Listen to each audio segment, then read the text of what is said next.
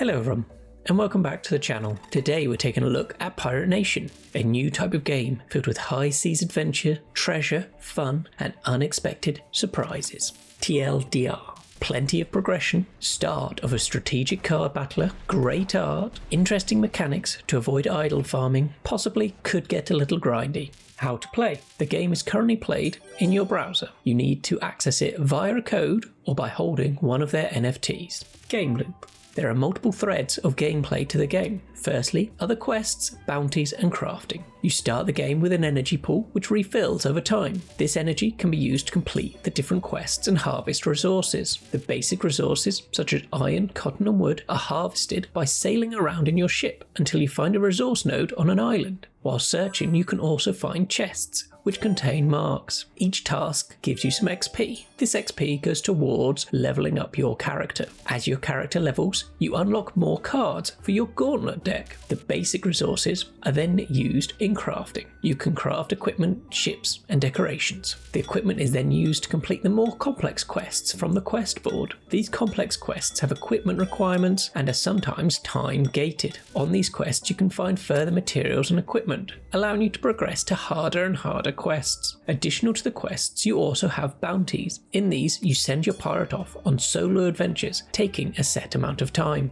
You also have your own island, where you can put your decorations out and really make it your own. The final element of the game is the gauntlet. Here you face off against a variety of enemies in your ship. Your ship has a health, which increases as you craft or buy a better one. Your pirate captain also has an affinity, which alters the effectiveness depending on the opponent's affinity. You start with some energy and cards with the aim of reducing your opponent's health to 0. These cards range from attack cards through to defenses through to buffs and debuffs. Each card has an energy cost. It's important to read the cards as some have special abilities. If you defeat the enemies, you receive a gauntlet chest which hold a variety of rewards. You can then progress further into the gauntlet, challenging harder and harder enemies. And all of these interactions across the different game loops are added to the blockchain, as Pirate Nation is an almost completely on-chain game. Game feel.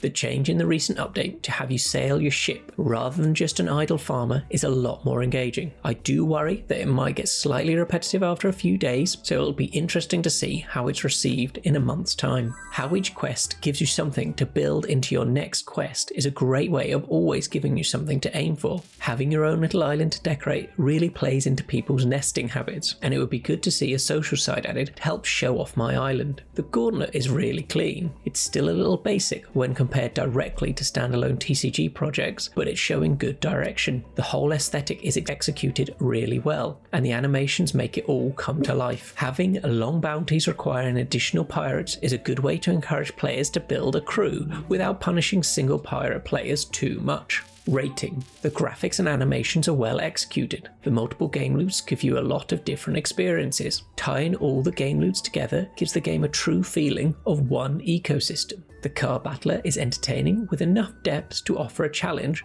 but not enough yet for the hardcore TCG players. I would recommend the game, and I know plenty of people that have already made it their full personality. Web3 integration. The pirates themselves are NFTs. The equipment and resources you find are also NFTs, which can be traded with other players. I hope you've enjoyed the review today. Make sure to like and subscribe for more Web3 gaming reviews, and remember to play games that you enjoy.